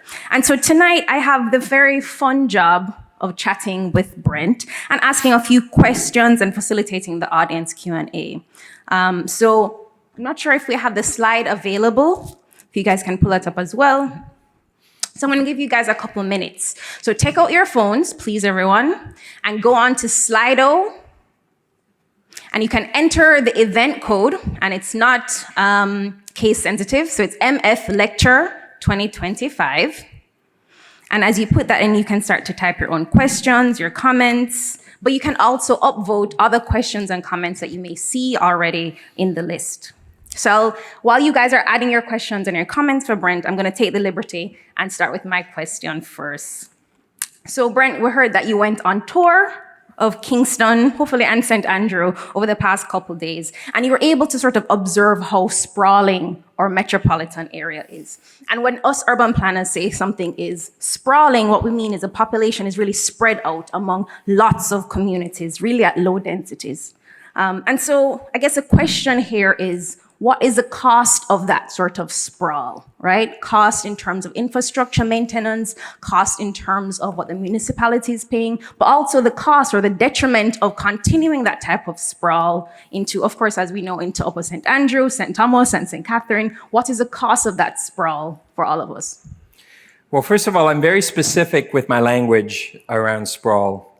I don't say urban sprawl because I say that's an oxymoron. If it is urban growth outward, it is not sprawl.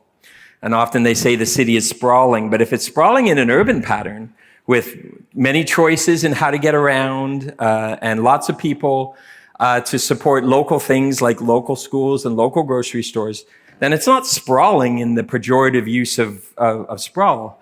It's just growing in an urban way, and there's a lot of growth and a lot of people. And that's not necessarily a problem.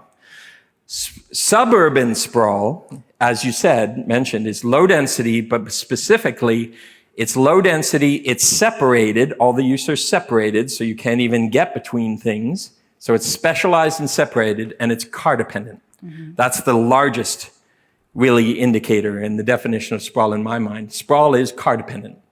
There might be choices in how you get around. Maybe there's a bus stop.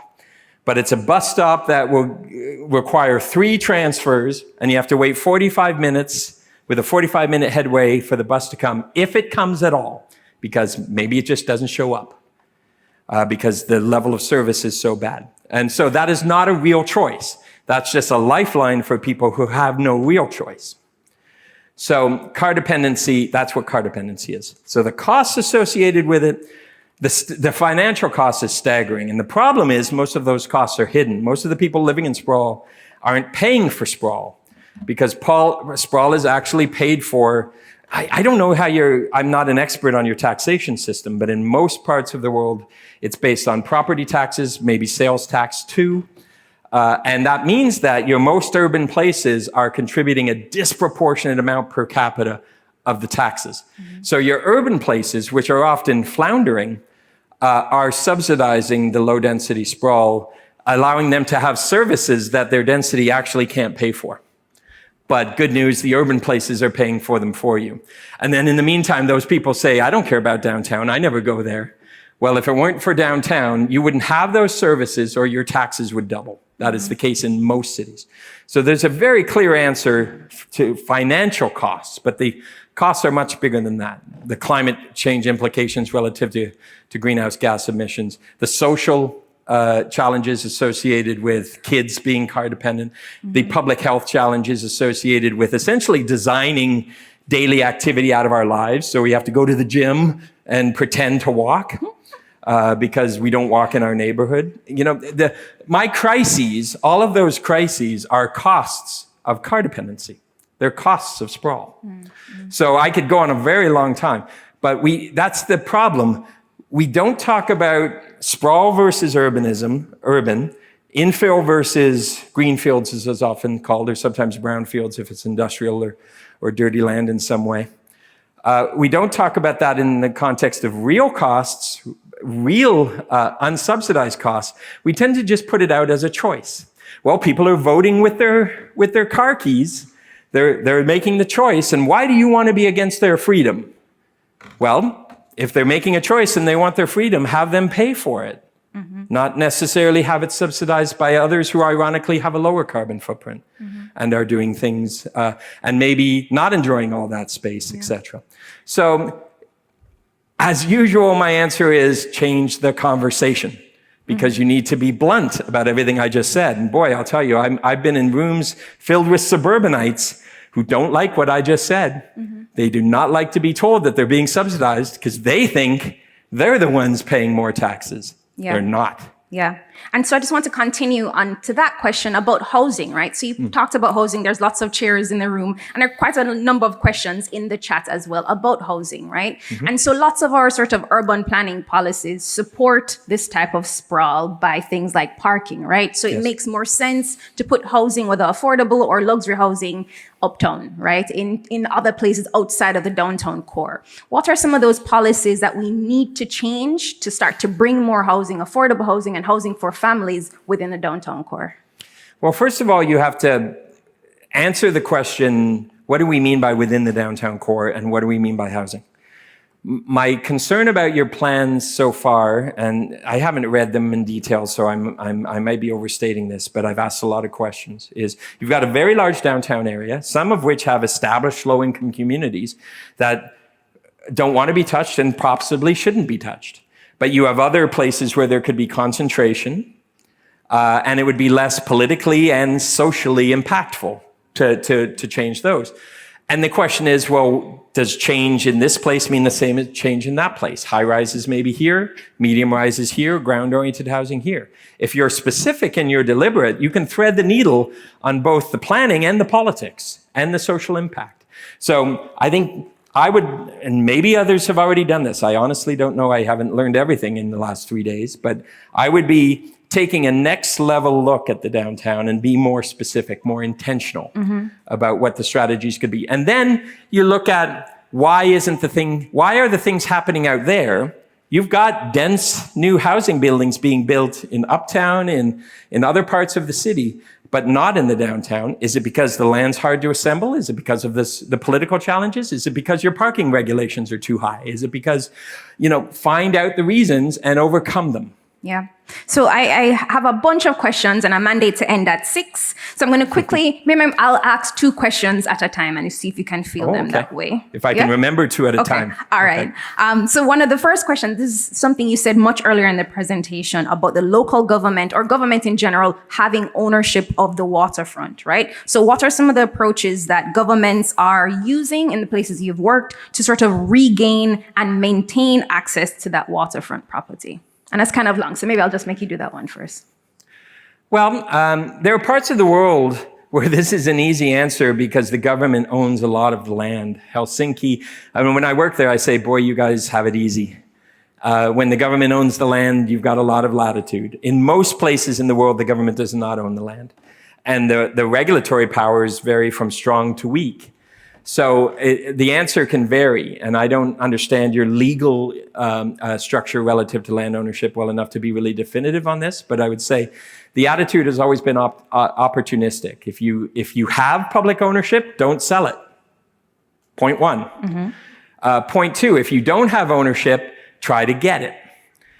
Sometimes you have to wait. If you can't get ownership, can you negotiate a public access easement over it? Sometimes they don't want you to do that. Sometimes you can make it happen. If they want to develop it at some time in the future, they may be willing to play ball with you early. So find the leverage points. I think that's why it takes time.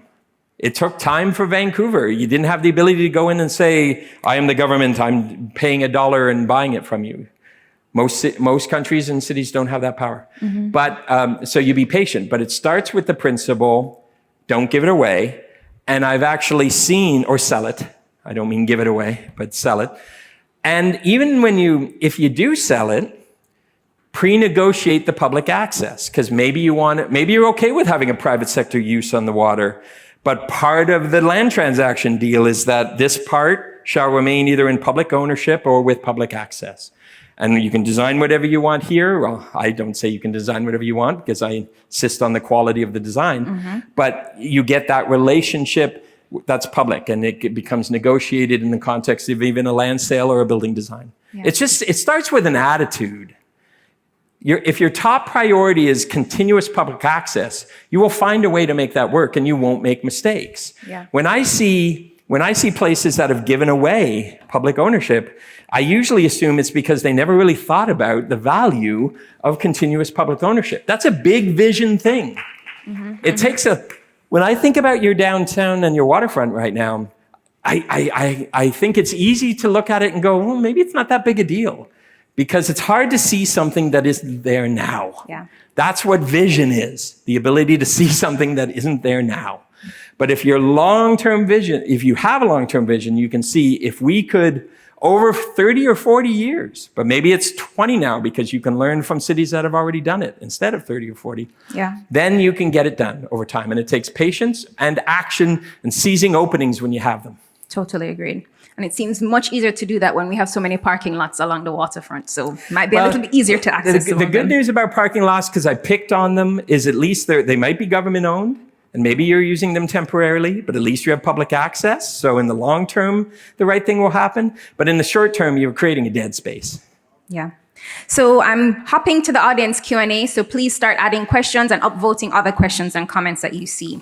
So one of the most popular questions/comments in here is, we are in a limbo state where, the state waits on the private sector to do all the work, and the private sector is waiting on the state to make all the investments. How do we end this never-ending cycle? There's a meme in North America, I don't know if it's here, with the two Spider-Men pointing at each other. Do you know this meme? It's both responsibilities.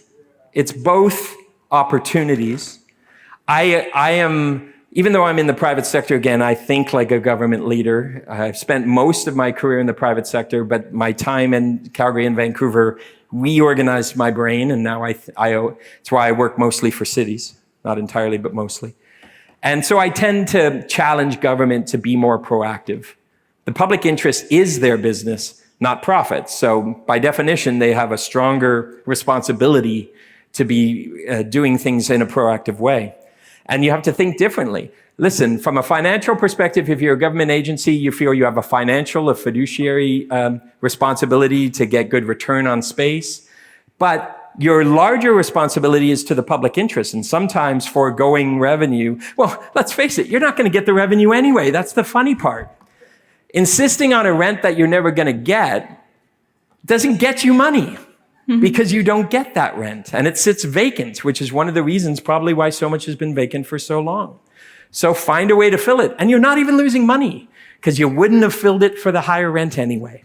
Good point. But in the meantime, now you're making things happen, and that's in the public interest, and that's what government should do. But I like developers, I like private sector that aren't just profit motivated. I get that they have to make a profit, but I've met certainly many leaders in the community who sat down for hours talking about the future of the downtown with me this morning even.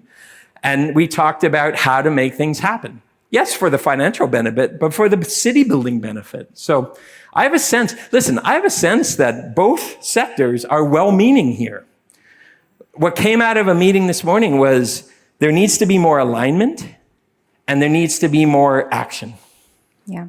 So hopping back to Vancouver, here's a question. So Vancouver is ranked the 4th most expensive city in the world. How do we here in Kingston avoid this urban revitalization trap? Well, that changes based on things like foreign ownership, which the government has actually intervened. We used to be the most expensive city in the world. So the 4th most is progress. That's an improvement. Okay. Because a lot of that was being driven by international money. And then when we started clamping down, the international money started going to Sydney and Auckland and ironically, other places I was working. And so it moves around. It finds places. No, they went first. They went first. But popular, attractive, desirable cities will always be expensive. And lack of supply is always expensive. And the problem is we haven't been building housing fast enough, and we haven't been building the right housing that includes more inherently affordable housing. Yes, it's supply. Anybody who says it isn't about supply is wrong, but it's not only supply. It's the nature of the supply and your ability to build housing that's more inherently affordable, both private sector and public sector housing. So, Vancouver is a very expensive city. Vancouver also does more to specifically implement and build below market social housing, below market rental housing, purpose-built rental housing, etc., against the interests of the market than any other city in North America by far. That's the irony. But it's when the demand is relentless. And so actually turning down the tap on the international demand had a bigger effect on affordability than anything else. Because it wasn't all international money, by the way. That international money is a bit of the boogeyman. It's when housing becomes a commodity and not a home. Because as I often pointed out, like we talk about money from China or money from someplace else, and I know I can't swing a stick without hitting a born and bred Vancouverite who owns 6 apartments because it's their retirement strategy, where they're buying houses and then renting them. Ironically, it's creating rental housing at a time when we weren't building enough purpose-built rental housing. So it was doing a kind of Band-Aid good. But the problem is it's unstable. It's unstable rental housing. So that was never the long-term solution. But I point that out to say, there's a big debate about how much of the cost in cities like Vancouver was about foreign ownership or foreign buyers who only live here a couple of weekends. I know you have this here. But the truth is, once you get a standard of living and your growth leads to wealthier or higher standard of living residents, you always have to watch out for people seeing homes as an investment instead of as a home. And so a question completely related to that is, how do we spur property owners who are sitting on properties, whether they're vacant or abandoned and run down, who are sitting on it for their sort of investment and speculative sort of purposes? Well, by being proactive. I think someone was asking the Prime Minister's representative, and I don't mean to throw you under the bus. I think when we were talking over there, we were asking about carrot versus stick. And the carrot is incentives. The carrot is something financially to make it worth their while or to bridge the gap between a perceived cost. A stick could be a consequence if you don't take action. I pointed out that the city of Montreal in Canada used to tax property values based on the actual use. So if it's a surface parking lot, it gets taxed as a surface parking lot. And not much was being done because surface parking lots are remarkably profitable and don't have a lot of costs associated with them. So the government did something very radical, said we're going to start taxing based on allowable use, not actual use. In other words, highest and best use. If you're in the real estate game, taxes went up. And so that was a huge incentive or stick, but it certainly was a stick that said, we better build something because we're being taxed as if we had built it anyway. And a whole neighborhood, I point out, within the course of 5 to 10 years, a whole neighborhood in Montreal called Griffintown sprung out of the ground in places that were completely paralyzed because of a tax change. That's dramatic. There are developers in the room who are scared about what I just said, because that's, what if the conditions don't allow you to proceed and now you're suddenly stuck with a much bigger tax load? And I'm not necessarily recommending that. It could just be a vacancy tax that says, if your building is vacant, you're causing public harm and costs associated with that. So there is a vacancy tax. It could be as simple as that. It can be enough to get people to say, well, maybe it isn't costing us nothing to just have it sit there. But also, proactive is the business of it. I've helped cities actually set up an arm of the planning department that isn't about making the plans, but about going out to the owners and trying to get the plan realized. Approaching the owner who isn't even in the country anymore, or maybe their kids or grandkids. I won't make jokes about death, but often death is kind of a way for properties to suddenly have something happen, because the grandfather who didn't want to do anything passed away, and the other descendants suddenly are now very interested in just cashing out of that. So sometimes the joke in my profession used to be just wait, wait, and eventually it'll change. I don't wait anymore. So you approach them, you find them, you approach them, you say, what would it take for you to reconsider your use of that space? Okay. Proactive. Great answer. So I'm going to do 2 more questions, Gian. I'm good? Okay, all right. So one question here is that I don't know if you've seen it, but the Parliament building, which is located downtown, there's a plan for it to be moved out of downtown further north into what they're calling a government campus. Is there a risk of that sort of civic buildings being moved out of downtown? And what is the risk to downtown? So first of all, I understand the intention. I saw we went past the Parliament building and Stephen pointed out to me and I said, that's the Parliament building? It's not very big. No wonder they are interested in moving. So, I'm sure there is a logical, operational reason for wanting to think that. Plus, I give the political leaders credit for a kind of a vision. They want to do city building. They want to create something that isn't there. And I'm not saying that's wrong, but it has a consequence. Not only just on the downtown, for example, because some things will leave downtown at a time where the ecosystem can't take more shocks, and even it will affect New Kingston because you could end up with a second deteriorated downtown as things leave there. Now you've got two problems. And you think to yourself, well, government uses don't have that much power. They can be tipping points in an ecosystem. That's why I use the metaphor of ecosystem. When ecosystems are already fragile, it often doesn't take much to create a spiral. So the answer is not necessarily to say, okay, we can't do anything. We can't do any change. I don't know enough about the circumstances to know whether that project should be canceled, so I wouldn't say that out loud. And as I say, I respect the big city building vision. But you need to be intentional and proactive about addressing the impact that's going to have on your two downtowns in a way, your real downtown and your second downtown in New Kingston, and say, here's the answer. Proactively, we know it's going to hurt. Here's the answer. I haven't seen any evidence that that's happened. And if you do that, then it's another opportunity like when the port left. The port left because the port needed more space. The mistake was not that the port left. The mistake was not proactively at the time saying, how can we make sure the downtown survives proactively? What's going to fill that space? What's going to be the new anchor? You don't just expect that the thing will keep rolling. You're intentional. You're proactive. Mm-hmm.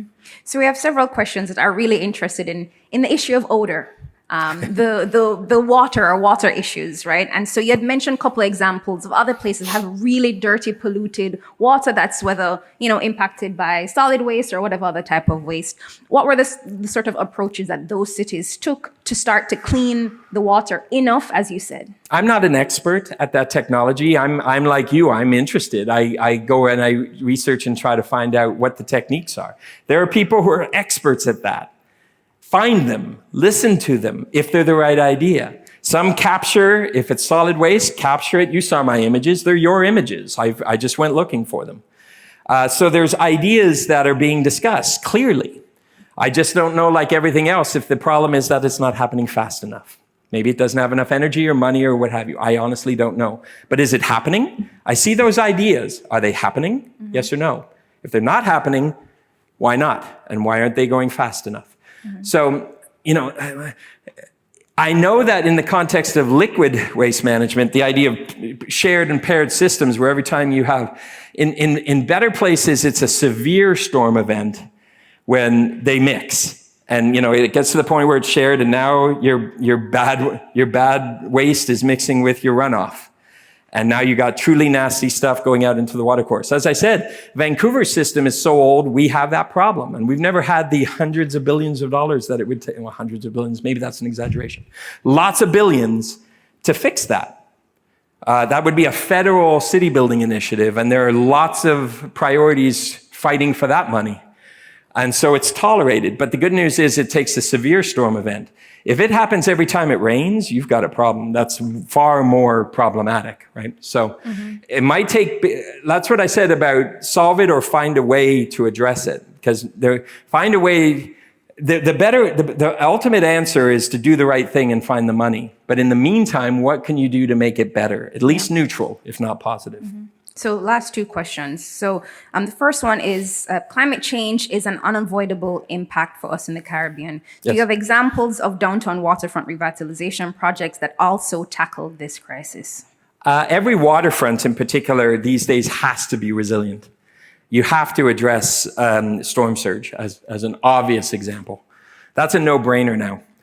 But two things. One, assuming we can address storm surge is a bit of human hubris. We are very arrogant about what we think we can adapt to. And we've already seen the implications of that. In parts of the world, including Canada, we were so worried about water getting us that it's been the fire that got us. wildfires. And so anytime we think we can predict the consequences of climate change, we're wrong. And I was on a stage with a very eminent scientist who said, the thing that's going to get us are viruses, because climate change will lead to more viruses. And we're already seeing it in Canada, in central Canada. The temperature change has led to the explosion of ticks, which leads to Lyme disease. And in your part of the world, it's things like Zika, which is driven by temperatures. It's driven by climate change. And those are relatively easy ones compared to the pandemics that could come out. How do we make a city resilient to that? So we do everything we can. We assume we're not going to be able to handle everything. And that sends us back to square one in the circle, adaptation and mitigation. Your top priority is mitigation of climate change. You adapt as much as you can, but mitigation of climate change, in other words, lowering your greenhouse gas emissions, and everybody else doing that too. And if you're saying, I'm not going to do it unless everyone else is doing it, that's not leadership. You do the best you can within your own city and your own community around lowering your carbon emissions. That's going to determine how much we have to adapt to. Because people I talk with eminent climate scientists all the time who aren't good at communication, and neither are city planners. And the whole problem of saying, we missed the deadline for 1.5 degrees, it makes it sound like, oh, too late, we missed it, we might as well have fun because we're not going to solve climate change. That assumes climate change is like an on and off switch, which is not. It's a dial, and it's an exponential dial. Yeah. The implications, the consequences go like this.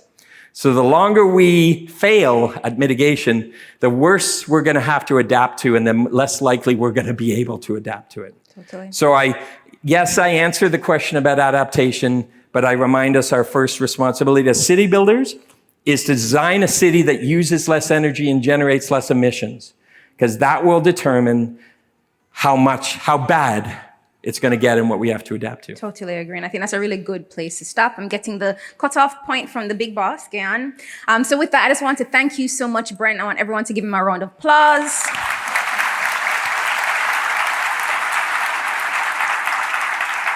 On that really happy, optimistic note, we can end. Agreed. Yeah. Thanks very much, sobering, everyone. right? But yeah, I would like to invite Jeffrey. Oh, Jeffrey's already here. Vice Chairman and CEO of the Pan Jamaica Group to give the closing remarks. Thank you. Oh.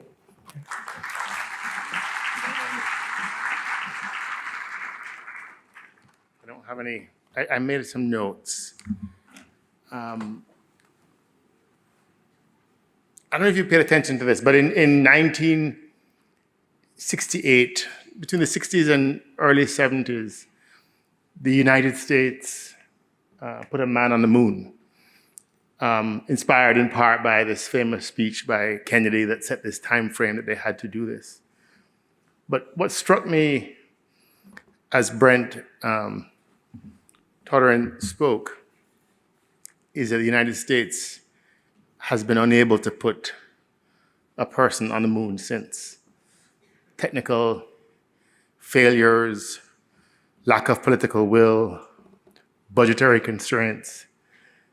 And as I sat here in this conference center on this waterfront built by the UDC, represented here today by its chief executive and the vice chairman, the UDC was founded at exactly the same time that the US was trying to put a man on the moon. And the UDC at that same time, in that same era, built residences on the waterfront, the Ocean Towers. They built the National Gallery, which Stephen Facey alluded to. They built the Kingston Mall, which was addressed as this place that is vacant. They built the hotel. And then, if you kind of believe the narrative that was shared with us, we haven't been able to put a man on the moon since. That's not a partisan statement. It's because a lot of the stuff that was built in the 70s, even though the UDC was founded in the 60s. And so since then, the classic political playbook for a US president who wants to show leadership is to give this kind of moonshot speech, and for me, it's gratifying that you've come here. This room has been filled with people who are committed to see this happen. I want to especially thank Jamaica Conference Center for hosting us, the volunteers from the Edna Manley College, and Pan Jamaica Group who were ushering us in and welcoming us. Our co-sponsors, the UDC, who has expressed their interest, the Rock Hotel, where everybody should be staying from time to time, and their guests. You can just call Amit Mahbubani, who's here. The Jamaica Chamber of Commerce, the University of Technology and the Caribbean School of Architecture. They believe in this, they're represented. The Jamaica Institute of Architects, the Kingston Restoration Company, the Island City Lab. You heard the questions that they posed and led.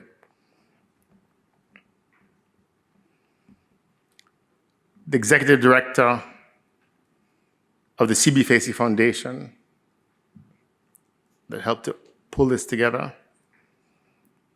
Our keynote speaker, Brent Toderian, for the inspiration that we must have housing, that we must not have parking. We must own the waterfront, must occupy the vacant spaces, give it a thing, and let the people come in. That we need trees. That the waterfront space belongs to all of us and has to belong to all of us. We thank you for your kind attention to our city. But above all, I want to thank my chairman, Stephen Facey. I think the Maurice Facey Lecture is a beautiful gift to this city and to this country. And for you, it takes effort, but it is your passion, and I respect it. And frankly, I see it as our moonshot. So let's get to work. Thank you very much.